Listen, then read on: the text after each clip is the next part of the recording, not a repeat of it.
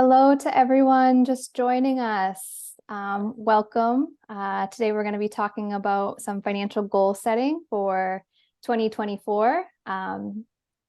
Give everyone a minute to get joined here. I see some familiar names. Welcome, everyone. I hope everyone's having a really lovely day from wherever you are calling in from. So I am going to put some questions in the chat so we can get to know one another. I would love to know where you're calling in from and how confident you're feeling about your finances at the moment on a scale from 1 to 5, 5 being totally confident and 1 being like you're really needing some extra help. And just make sure that when you respond in the chat that you have your chat set to everyone so that everyone can see your answers. Otherwise, not everyone will be able to see. So whenever you're ready, welcome everyone who's just joining us now. You can introduce yourself in the chat. We'd love to know where you are calling in from and how you're feeling about your finances on a scale from 1 to 10, or I'm sorry, 1 to 5, 5 being that you're totally confident and 1 being that you need a little extra help or inspiration, which is, I think, why most of us are here today. Hi, Melanie from France. Welcome. Thanks for joining. Again, if anyone else wants to introduce themselves in the chat, make sure that you have it set to everyone so that everyone can see your response. And I'd love to know where you're calling in from, how you're feeling today. For those of you who I haven't had a chance to meet yet, I'm Lindsay. I'm the head of community and events for Outsite.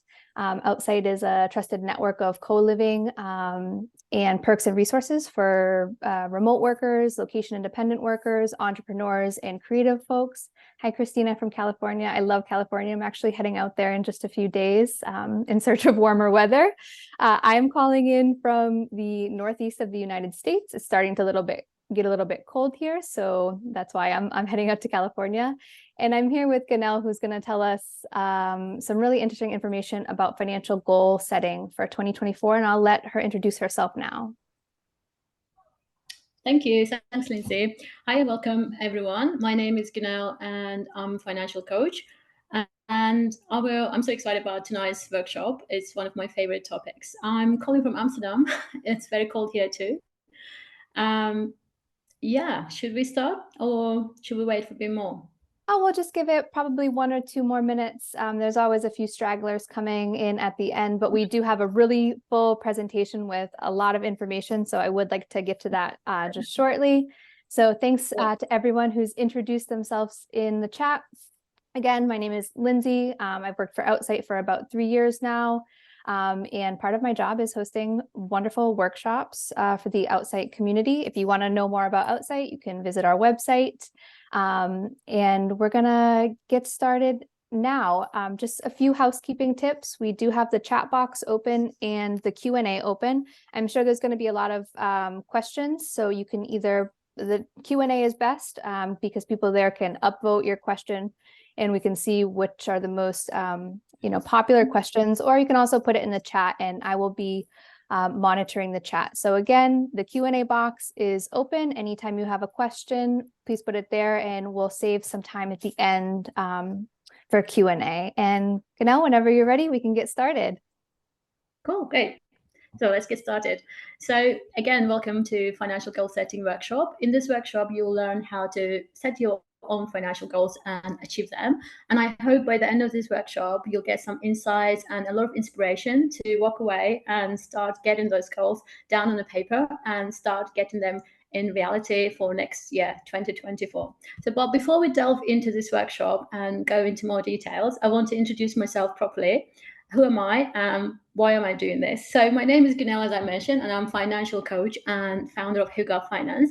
It's financial coaching for individuals and small business owners, but focusing on simplicity and intentionality.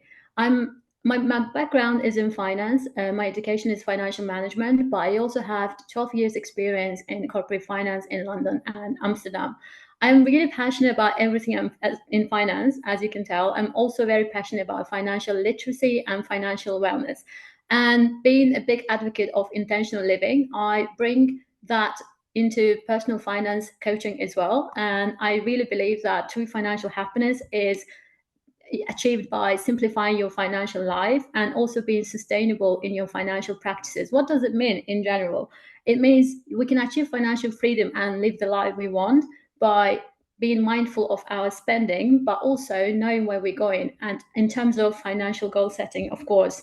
So today we have a lot to cover, and I put down some of the bullet points here. What we're going to cover is a packed presentation, but feel free to share your thoughts and feedback in the chat, and I'm sure Lindsay will read that out at some point, and we'll also have a Q&A session in the end.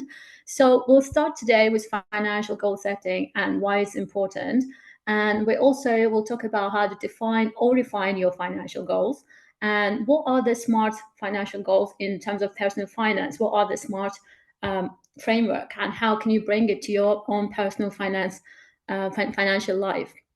We'll move on and then talk about savings and smart investing and debt management. And at some point, we also have a short interactive exercise. So you can walk away actually thinking about 1 or 2 goals, smart goals, of course, you want to set for the next year. And by the end of the workshop, I'll also invite you to 30-day financial wellness program. And I'll talk a bit more about that towards the end of the workshop. So how does it sound? Okay, let's start off. I want to tell you a bit more about my personal story, and this is also the story that helped me and led me to become a financial coach. A couple of years ago, I was living in London, and as I mentioned, my background is in finance. I studied finance for years, and I spent a couple of years working in finance already. But I was living paycheck to paycheck. I was feeling stuck. I was living in house share, and I had a lot of credit card debt. And of course, living in London, there's so many things going on. There are festivals, there are weekends away, there are last minute brunches, you name it. So even though I was working in finance, I was very aware that my credit card debt was piling up. But the sentiment around my friends and my colleagues and my network was like, it's just London. You can't save any money here. And I don't know if there's anyone from UK here, but normally it's very awkward to talk about money in the UK, especially like with your friends, especially family as well. Sometimes you really don't talk about money. But when I started being pulled into minimalism and intentional living, I started looking more and more into my life and also personal life, and try to bring that intentionality to my personal finances as well. And therefore, my focus changed. I wanted to be a debt-free someday and see how it feels. And I started working towards that, or bit by bit, try to say no to what's not important in my life and work more with what's important. And it took me 3 years, but I finally got there where I was debt free. And within the 3 years, I learned more and more about personal finance, credit cards, money mindsets, financial goal setting. And to be honest, it was the first time in my life, and bear in mind, I studied finance, I worked in finance for so many years, but it was the first time I've actually set a financial goal for myself. And that was to get rid of all my debt, which at some point was about 20K. So I was very proud of myself, but then I was thinking why this stuff is not taught at schools, at universities, why it's not talked about anywhere, because it's so important, right? So it's very crazy that this kind of things, and financial goal setting being a big part of my personal story. And that's why I want to share this with people that I know and I coach. And it's sort of like a very personal story in terms of how financial goal setting helped me to, it literally changed my life and changed my career at some point as well. So following on that, I did some research before this workshop, and I found that 68% of Americans, they said their finances didn't improve or stay the same in 2022. This is a very interesting study. And there was another study saying only 3% adults in the US, they had specific financial goals. This is very interesting, right? So only 3% of adults have any specific financial goals. And then the same financial group that did this study, they found that 83% of people who set financial goals, they feel immediately better after just 1 year about their finances. So on that note, I want to take a moment and say, well done, you're already here, and you brought yourself here tonight. You give this workshop an hour of your time, of your life and energy to learn more about financial goal setting. So I really wanted to acknowledge that. So thank you for being here. Now, let's move on and let's start going more into financial goal setting and what it is. Financial goal setting is basically a clarity, a direction to understand your money and to understand what you want to achieve with your money. So once you have financial priorities and your focus is set onto your financial objectives, you can truly understand what matters to you and what's important to you. And when you set your financial goals, besides it's giving you clarity and focus, but it's also giving you motivation. So motivation to save, to invest your money, and to also be mindful about your financial choices. So once you have your financial goals in motion, it's already been written down in a paper or on your phone somewhere. It's visually there, out there for next year. You can also track and measure it. And at some point, you'll reach certain milestones and it will be progress. So you should also celebrate it, right? But also, don't forget, when you do set your financial goals for yourself, you have to make sure they are adaptable goals. So obviously, everyone's lives changes, everything evolves. So don't be just rigidly sticking to the plan you set today in November, and then never ever review it, for example. So it has to be also adaptable financial goal. And having said that, I want to introduce smart goal setting system in the personal finance setting. So a smart goal setting system actually was introduced in the 80s by some management consultants for corporates. Even though it has a corporate angle and it's for actually big corporations to achieve their KPIs, when I was doing my goal setting a couple of years ago, I really liked this framework because it's so simple, it's easily understandable, and why not implement it in personal finance? Apart from the goals being truly specific, measurable, achievable, relevant, and time-based, obviously it's the acronym for SMART, it should also be something that's truly exciting to you, something that is very meaningful to you, right? So in terms of specific goals, so the way you want to define your goals in the beginning, they have to be very specific. You have to get really specifically into details of what you want to achieve.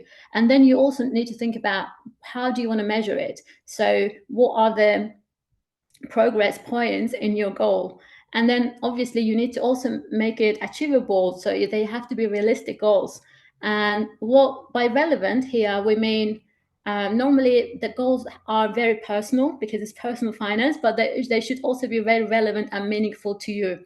So make sure every goal you set is really, truly important to you. And the time-based, obviously, there are different types of goals, and we'll get onto that into next slide, but it has to also be time-bound. So do not set a goal about some vague goal and forget about it. So make sure you have some kind of time restrict on the goal. So in personal finance, there are generally 3 types of goals. And again, because it's personal finance is personal. So short-term, mid-term, and long-term can be different time lengths for everybody. But generally, short-term goals are those goals that are that can be achieved within a year, from now and a year. And the midterm goals, normally they can be achieved between 1 and 5 years, and long-term will be 5 years and longer. So for example, saving for emergency fund, it could be short-term goal, or for some people it could be a mid-term goal, for example, because it depends how much you've already got and what's your goal and how much you want to save. And same for down payment on a home. So if you start from zero, for example, and you have absolutely no money saved, and you want to say get to 50 grand deposit, for example, and then it could be a midterm goal. But if you already have, say, 30K saved and you only need to get 20K, maybe it could be a short-term goal for you because you already have some sort of progress in that goal. In terms of long-term goals, they are more like for longer time periods. So they could be saving for a retirement, it could be investing. This type of goals normally tend to be long-term goals. Now, I want to, before we go on to the next half of the presentation, I want to ask the people, attendees, what are the most common financial goals, in your opinion, that people normally set for themselves? So if you want to pop a few words in the chat box, phrases, maybe. What do you think they are? Lindsay, can you help me with the replies because I can't see the chat box? Sure can. To be debt-free, emergency fund, buying a car, saving for a house, vacation. I want to add investing for retirement. Yes. Okay. Being financially independent. A lot of That's really great. generational wealth. Okay. That's a good one. Yeah, that's really great. Saving for Great few college, points. education. Yeah. Education, big one. Yeah. So again, I was really curious about statistics around this question. And when I looked at it, it's actually really interesting because most common financial goals for last year, or actually, sorry, current year, for Americans, again, it's the biggest, I guess, population in terms of financial research. That's why most of the research is based in America. So most common financial goals were spending less money and sticking to budget and building emergency savings. But what's interesting, nearly 1 in 5 Americans, they've not achieved any financial goals in 2023. But again, if we look into this research and the keywords here, you need to take it into a bit more detail because spending less money, sticking to a budget, building emergency savings is very vague and not smart goal in itself.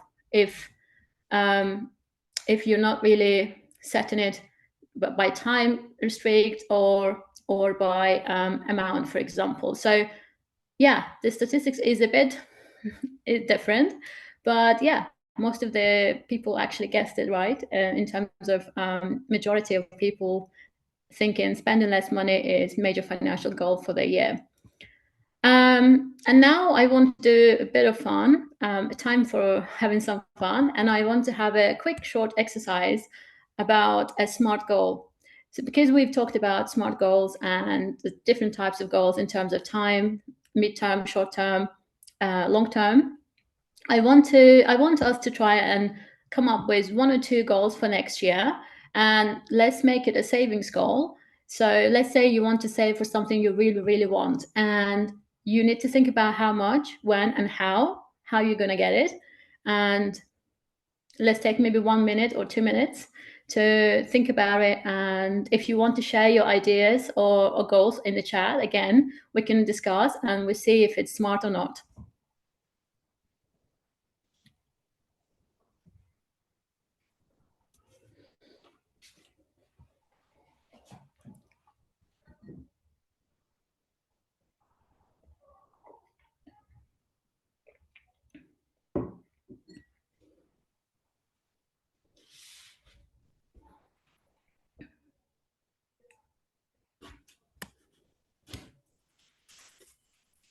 Do we have any answers yet, or? Yes. So far, we have someone is looking to scale their business to 7 figures in profit in 2024. I'd also like to add, I would like to reach a certain dollar amount in my emergency fund. I'm not sure yet what that dollar amount will be, so not yet a SMART goal, but I'm going to work on it throughout the rest of this workshop. Yeah, we'll talk about emergency fund just in a bit. Yeah, seven figure profit next year. Okay, got the number, time. Okay, it sounds like a smart goal. Realistic, hopefully. I don't know the specifics, but it seems realistic, hopefully, for the person who said that. Mm-hmm. Anything else?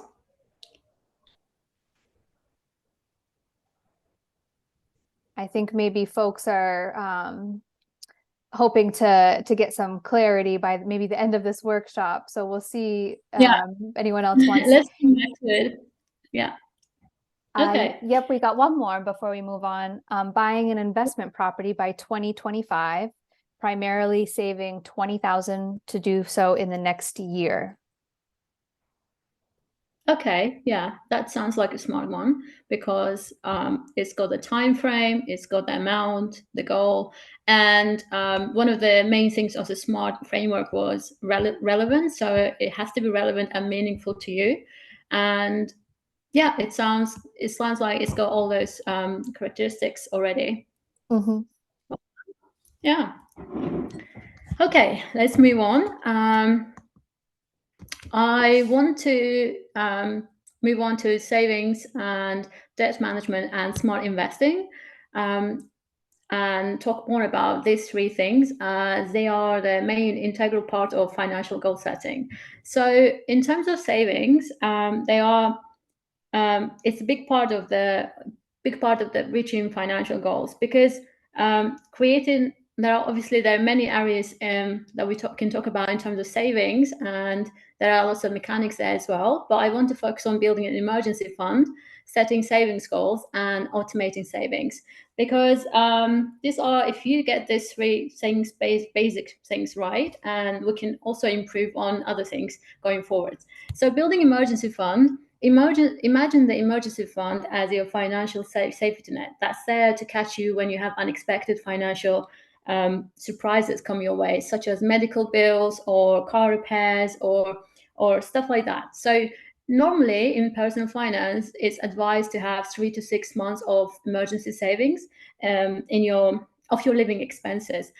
I personally like to have a year worth of 12 months worth of living expenses in my emergency fund just in case, but anywhere between 3 and 6 months, also depending on where you live and whether you have a family. Obviously, this is very personal again. And if you have emergency funds build up, this way you're ready for financial surprises and you can tackle them without any financial stress. Second thing is setting saving goals. So, have you ever noticed that saving money, managing money is easier when you know what you're saving for? For example, if you're saving for vacation or buying a new iPhone or upgrading your car, once you have that goal actually there out there in your head and you're really like excited about it, and then you start saving, you start managing, you start thinking about your money in a different way. Setting saving goals is really important and makes saving easier when you have a goal in mind. And obviously, to make it even more easier, you can also automate your savings. Say every time you get paid and you have income, if you have automated debit going from your checking account to your savings account, it's like having money on autopilot. You don't have to think about it. So it could be on a percentage basis or it could be a fixed amount. So if you have those things automated, so you automatically build up this new good money habit and your savings get really easy to manage, and you don't really have to manage them, to be honest, because you once you set it, you can review it quarterly or every 6 months and maybe increase it if you like. Yeah, so it's really good money habit to have. In terms of next, smart investing. Investing is really interesting topic, and I'm sure there's so much to cover. Obviously, we don't have enough time to cover everything around investing in this workshop, but there are so many investment options. Investing is basically growing your money over time, is making sure your money grows for you over time. But smart investing is how you can manage your money wisely, and this is primarily depends on the investment option you choose, what your risk profile is, and how diversified your portfolio is. So let's talk about investment options, different investment options. So common options would include shares, bonds, real estate, and even investing in a small business or starting your own business, for example. There are different investment options that can grow your money over time. So in terms of comparing different options, for example, shares, they have high risk, but they can also bring you high returns, right? But bonds, for example, they have relatively low risk, but then the return you get from them will be also lower. So it's really like it depends on your personal preferences and again risk profile and how comfortable you are taking risk. The right choice obviously depends on your own personal situation, and it can also depend on a few other factors like what your age is, where you live, and what your financial commitments currently are. In terms of assessing your risk profile, It's basically risk profile, or how comfortable you are with risk is how comfortable, how okay you are when your investments go up and down in value. Knowing this, you can make sound financial choices and invest your money wisely. For example, if you choose very risky options, but you have a high tolerance to risk, then you may get some higher returns as well. But if you're someone who's absolutely doesn't like taking any risk, or sometimes take risks, but calculated risks, may I say, so you might be more comfortable investing in things like bonds or real estate if you can, which also sometimes requires, maybe most of the times requires a bit of equity as well, but then that's a safer option, right? And diversification of investment is normally referred as spreading your investment. So basically spreading your risk. So have you ever heard the phrase like, don't put all your eggs in one basket? So it's the same, don't put all your money in one place. So diversification normally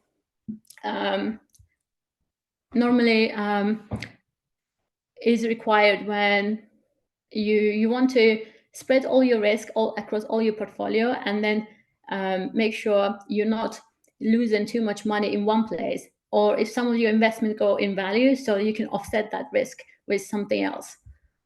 And moving on to debt management.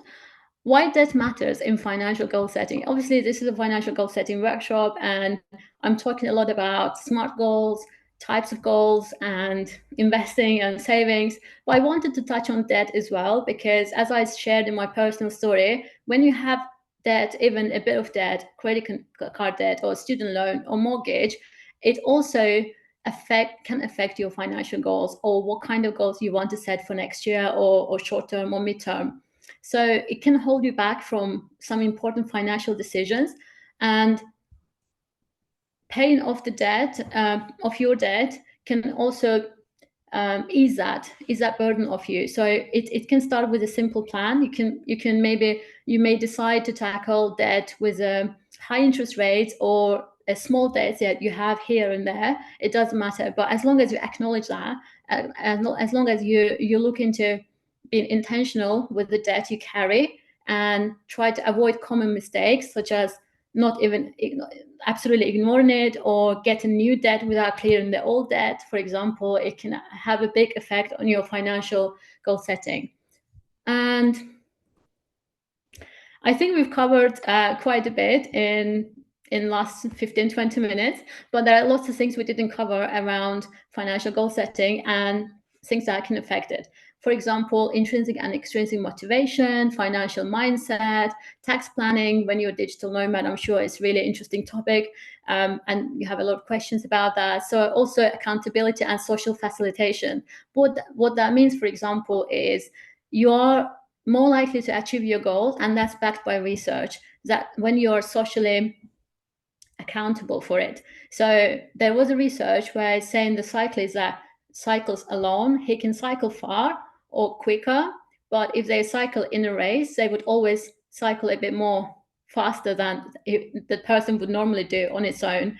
And the same in personal finance. So if you set your goals and don't even share it, and sometimes some research shows that you don't necessarily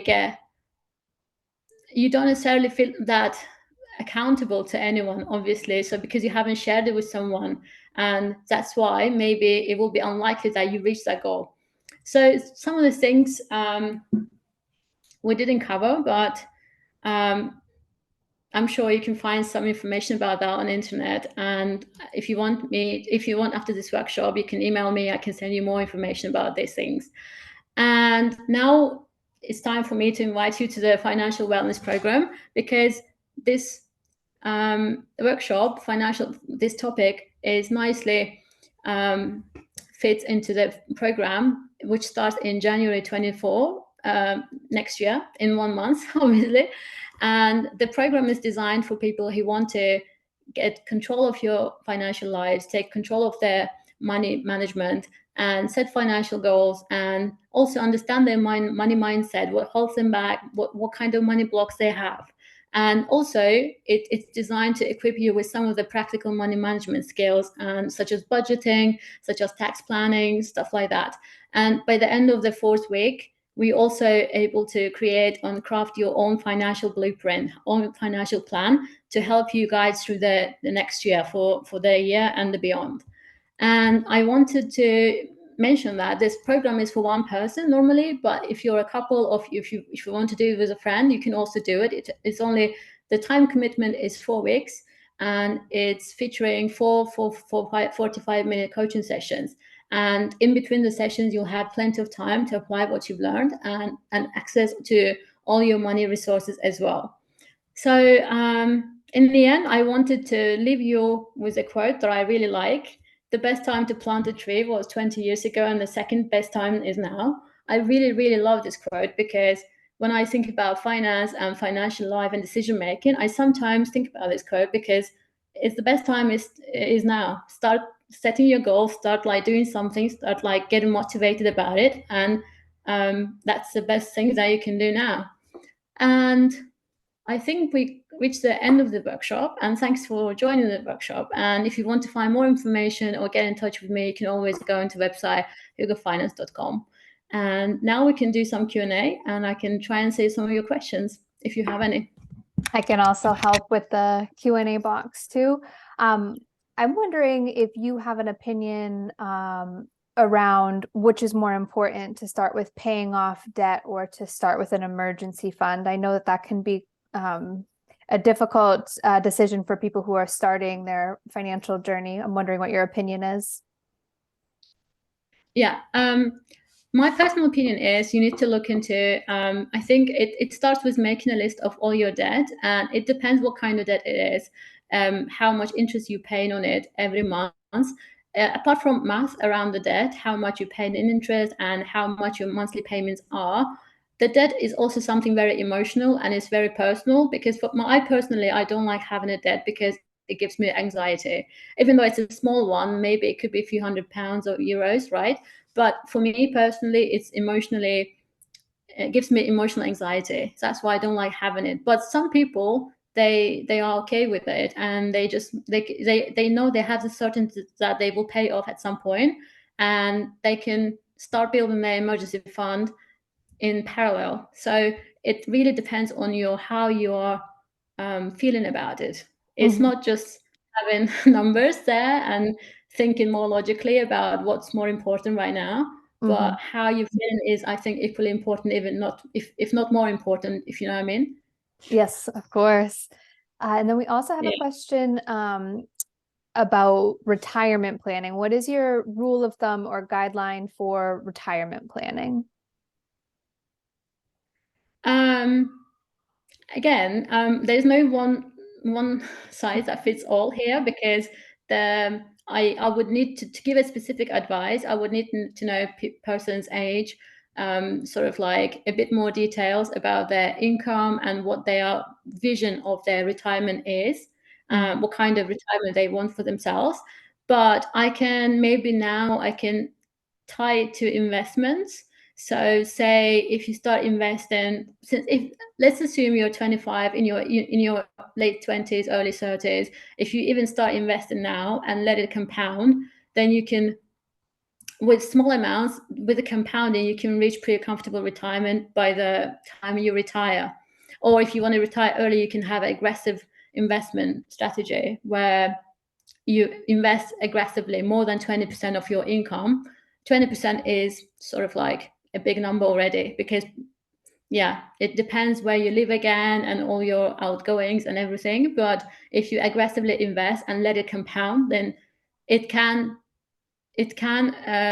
be better than simply relying on retirement 401ks and all of those things, because you never know with inflation in 40 years what's going to happen. If you're in your 20s, 30s, it's quite a long time before you retire, and that fund might not even be there. Because if you think about it, I don't know if many people don't know this, but pensions and government support wasn't there 50 years ago. It's very new. So there's still also changing these things as they go. So the best strategy would be actually try to invest money. Yes, that is a good one. So you mentioned Oh, yeah. you But mentioned make sure. Yeah, sorry. you had mentioned 20% as kind of an aggressive amount. What would be kind of your baseline suggestion in terms of the percentage to save? Let's see, the average age of Outsite members, I believe, is 34. So Yeah. maybe for someone in their 30s, what is kind of a percentage that we should be shooting for saving or I would investing? say save 10%, invest 20%, because you can save money, but the inflation will eat away all your savings. So if your money is in a savings account and doing nothing, it will go down in value in 2 years, 3 years, 5 years, for example, if you don't touch it. But if you invest the same amount of money in your investment, it's likely, also depends on the investment, obviously, but it's likely to grow on the average market rate of 7%. I would say invest 20%, save 10%. But again, it's not financial advice, it's just my personal opinion. Of course. We have someone wondering if the program that you mentioned is one-to-one or group. It is one-to-one, but it will be towards the end of the fourth week, there will be opportunity, another session, like additional session to have a group sort of coaching with all the attendees of the one-to-one sessions. Oh, very nice. It will be sort of like discussion, because the program is very tailored and personal, and therefore it wouldn't make sense for me to have it in a group, because obviously everything finance wise, money wise, is very personal, and I think most people won't be comfortable sharing this information with other people unless they're your friend or partner, for example. That's the logic behind it for being personal financial wellness program. Sure. And then we have a question about crypto. It says that they were planning on deepening their investments in crypto, but decided not to, as the return on their business is way more. So they've been investing everything back into their business. And they're wondering if you think that's a sound strategy, a good strategy. My personal opinion about crypto is I wouldn't invest in crypto. It's very high risk, and I'm personally risk averse person. Even though there are some investments that they are, for example, I would go a bit out of the workshop, but S&P 500, for example, index funds, they've been there for a while. You've got historical values. You understand it, but the crypto is very much a gray area and is unregulated area, and I would be personally against investing a lot of money in the crypto, and because it's high risk, is incredibly high risk. And I think you said the person invested the money into their own business. Is that right? Yes, that's what it sounds like. They're instead investing into their business instead of crypto. I think in that situation, it's a very sound decision. At least you know where your money is going, versus crypto, where it's sort of like investing blindly. To me, it sounds like crypto is very much for investing blindly and hoping for the best. All right. And then earlier, someone mentioned that their goal was saving to buy an investment property by the year 2025, and their goal was to save 20,000 in this year to do so. Do you have any tips? I understand that the housing market is quite different anywhere, but any tips on saving to buy property specifically? I would say even whether it's investment property or residential, I think the main thing is like just to run the numbers and to understand all the extra costs that comes associated with this purchase. For example, the notary costs, all the sign-in, or deposit, down payment, and sometimes you buy, for example, condo flat, and their maintenance costs, and yeah, all these additional costs that are invisible at the start, and you think they're not there, but then it will hit you at some point. So making sure that you know all the numbers and going in the process very knowledgeable about the process is, I think, it's the main thing. But also another thing about, especially about investment properties, are when well, I'm not sure about this person's situation, but I'm assuming they're taking a mortgage to buy this investment property, and 20K is a down payment. Is it right? I'm not sure. That would be my Yeah. guess too, but they didn't say specifically. Okay. Okay. If that's the case, again, the lenders, they normally give higher interest rate mortgages to investment mortgages, let's say, people who are going to sublet the property or rent out the property. So normally your rates will be higher, and you will receive less mortgage than on residential property, for example. And then the taxes as well, it might be higher than you expect. So understanding all those numbers before you buy it is very important. Yes, of course. We also had a comment earlier. Someone mentioned that they find making more money to be easier than spending less money in terms of their saving goals. So I'm wondering if maybe you have any advice for those who are running a small business or they own their own business in terms of maybe some business processes that can allow you to make more money. I'm thinking specifically about in my situation. I previously was a freelancer, and sometimes people often talked about I could, start an LLC. I don't know if that's the case for this person, but I'm wondering if you have any tips regarding kind of business processes for your small business. Okay. If we're talking about the business perspective, in terms of earning more money and spending less money, if you're talking about the business, then you can think and plan a bit more wisely about your expenses. And for example, there are taxable expenses, there are non-taxable, expenses which can reduce your tax liability. So if you're a freelancer, for example, it's different than when you're LLC. So it can affect your net profit, the amount that you keep after taxes. So in that sense, even though if you earn more money, if you don't plan, if you don't actually account for things properly, then you might end up with the same result, and then the level of the earnings won't matter as much, because if your spending is out of control, then you can earn more money, of course, but it will be more or less the same situation. I don't know if I'm explaining this because I don't really know the numbers. I don't know the business concept, so it's quite hard for me to give a specific sort of like opinion. Sure, of course, But I that would is. think planning properly, and especially planning for tax, is very important. I mean, Mhm. understand those numbers before you actually decide to go into different legal entity, different legal structure is very important. So there are so many other things that come with it, accounting fees and compliance and all that. So maybe you don't want to go that way, but instead, even as a freelancer, you might want to, for example, think about your business purchases in a different way. Yeah. Oh, that's quite interesting. And obviously taxes are quite different from one country to the next, but specifically for Yeah. folks who are working and traveling, are there any sort of tax strategies that digital nomads should certainly look into or talk with their tax professional about? Yeah, some things, even though we all work in different countries, but some things generally are the same in terms of business.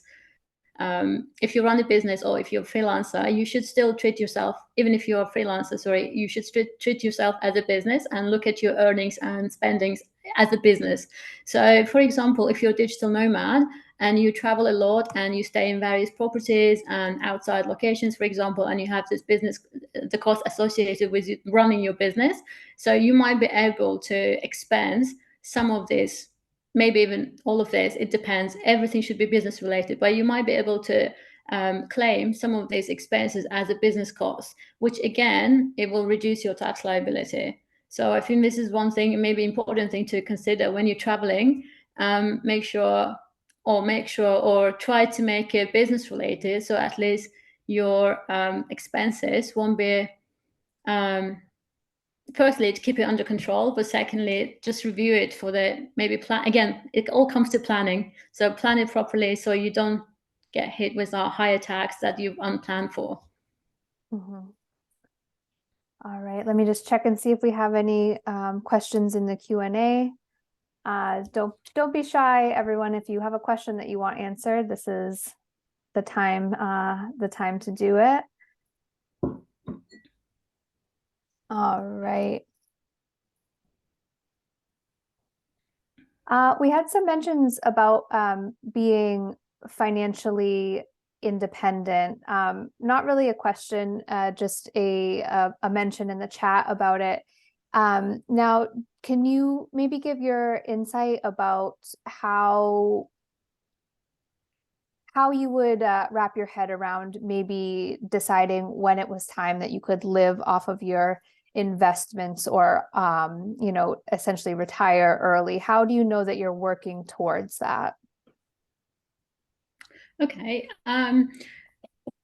So I think maybe I want to start with saying being financially independent is a bit different for, it's quite different for from person to person. It differs. So for me, for example, being financially independent is not living paycheck to paycheck, or not being dependent on a salary or wage. So, but then for some people, it could also be independent of their location. So you can run and work and run your business from anywhere in the world. So in that way, you find financial independence. So it generally is quite different. And in terms of kind of estimating how much you need, it still comes down to your average monthly expenses. For example, I live in Amsterdam, it's quite expensive city, or sometimes I'm also traveling to London, so I'm in between these two very expensive cities. So for me to be financially independent is earning quite a bit of money every month,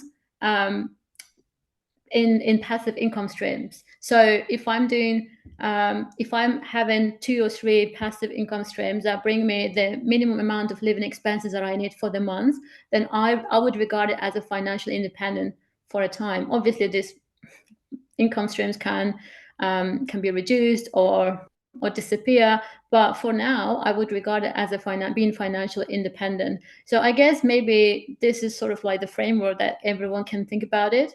So what does it mean? Where they live, what their goals, how much they want to have in terms of money, in terms of a month, and then think about how can you make it so you automatically have it without actually exchanging your time for money, which is normally how the salaried people are, right? You exchange your time for money, and that's your salary. So yeah, I don't know if I was able to answer your question, but Yes, I just wanted to give insight about financial independence. yes, it is helpful. It looks different. It can look a lot of different ways. And I guess Yeah. you need to spend some time thinking about what it means to you. And then there was another question about your program. Someone was wondering, how much does it cost? They asked how long it lasts. I believe it was 4 weeks, but maybe there's some additional ad hoc meetings that you can do after. I don't know, you can maybe tell us about that. And how detailed do you get in the program about investment vehicles? And do you provide access to new investment vehicles? So I That was a okay. lot So of a lot of questions at once. I'm sorry. first one, I forgot to mention, but it was on a slide, I think. So this program is not live on my website yet. It will be live on my social media and website next week. But I wanted to give it to outside people today, and the amount, the investment is £300. That's for 4 weeks, and as I said, it could be for one person or a couple, or you can also bring a friend. So it's the same amount of money for the 4 weeks and for 1 or 2 persons, and it's a limited time offer because when it goes live, it will be for a slightly higher amount. But I wanted to say there will be, because it's financial wellness program and is designed to tackle some short-term goals and also define the goals and also tackle your current financial situation and make it progress on that. It's only 4 weeks and there's only so much you can do in 30 days. But having said that, I am designing follow-up sessions after. So every person who attends it, or couple or partners, I will follow up with them in 3 months and 6 months to see how they're doing, and that will be another coaching session, which is absolutely free, just because you've attended the January session. So it will be 2 follow-ups after that, after 3 months and then after 6 months. And another question was about investment vehicles, like, I think. Yes. I will need to understand what they mean by vehicles. Is that the tools or specific apps, or what do they mean by that? But I'm guessing they are basically asking if I'm advising on anything investment-wise, where to invest. So I will explain all the different, in this program, I'm going to explain all the different investment options. We have a bit of a test to see what is correct for you, what is best for you. And then I will give you all the information, but ultimately the person is responsible for investing and choosing where to go and what to invest. But as long as you're actually armed with all the knowledge and understand what is best depending on your risk profile, which we talked about, so I think it will be easy to choose from. Great, thank you. And then we have another question. There's a lot of buzz around passive income streams online. How realistic or feasible is it to build one or multiple passive income streams? I would say it's very visible. I mean, I know people who have built this, and and from something that it's not sometimes you think about like very deeply. For example, I know a friend of mine who's really good tax consultant. He's written a book, ebook actually, which he sells, and it brings him like income every month, and it's just one resource, and he's planning to expand on that and build up on this. But it's actually because especially digital services, if you have some sort of digital knowledge that can be shared, and that can be prepared once and sold quite often, it can be built very easily. It's just get into the right platform and get into the right audience, right? But yeah, I think it's very doable. It just depends on your qualifications, your vision, what kind of things you want to. Passive income, by the way, can also be getting a rental income from the investment property you have. So it can be as passive as you wish. So if you outsource your rental subletting property, for example, to investment management company, then your income is very passive. You just pay the fee for someone else to manage it. But you can also choose to get a bit more involved, and if you don't have anything else going on, you're happy to give your time to this, so you can be as passive as you want, or not. So passive income can mean different things, and especially today, there's so many areas where you can try and to get this passive income come in. Yeah, I agree. I know there's a lot of outside members who build passive income streams online. So it's totally possible. People are doing it and doing it all of the time. It's really, I think, just finding what special skill or information you have to share with people, because there are people out there who want to gain that knowledge, and if you have it, then you can create a course or a book. There's a lot of options. I think one more thing I wanted to add, it also comes down to how excited about something that you're doing. If, for example, if I'm not excited about finance, but I write an ebook and try to sell it, I'm obviously going to fail. For me, it's obvious that because I'm not excited, I'm not going to promote it. I think you really need to delve deep into yourself and see what you're really passionate about, or at least what you're interested in, and then have a bit of knowledge and try to build up on that, rather than going for obscure like areas and trying to make money, because money shouldn't be the goal. It's just a tool, but the goal should be something else, like something else that you want to get out of it, like self-fulfillment, financial freedom, passive income. So that is a goal, but money is just a tool to get there. So I think, yeah, that's my 2 cents. Yes, I agree. All right. Does anyone have any other questions? I'm going to check the Q&A box one more time. People are thanking you for your answers, by the way. I know that you can't see the chat right now, but everyone has thanked you. Thank you so much. Yes. Wonderful. All right.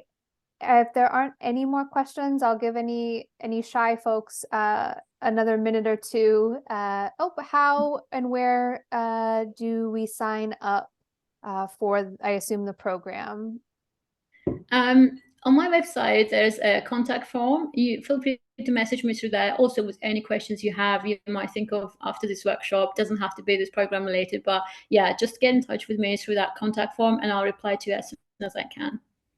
It's hugofinance.com, and then you go and /contact, basically. Yeah. I'll also send out your information again to Also folks on who attended. Yeah.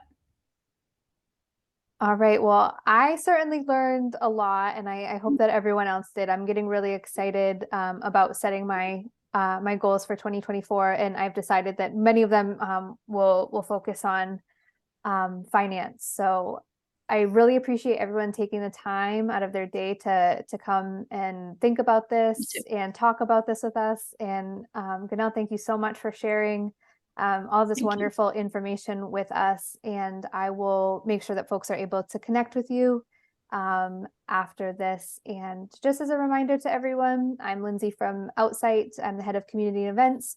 We offer beautiful co-living spaces around the world and perks, events, and community for digital nomads, remote workers, entrepreneurs, creative folks, and the like.